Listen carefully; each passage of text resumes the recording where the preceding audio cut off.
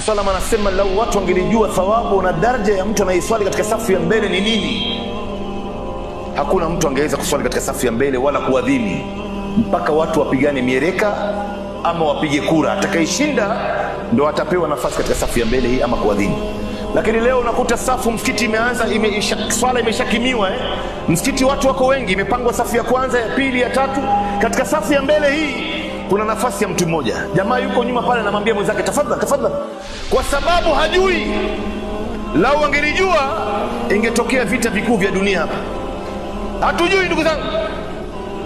Hii kuwa ndani ya safu ya mbele hii, subhanallah. Tena ukiwa katika safu ya mbele upande wa kulia wa safu, hii naye ina thawabu zaidi. Mwenyezi Mungu atakutaja kwa jina na malaika watakuombea istighfar na watakuombea dua na rahma na baraka.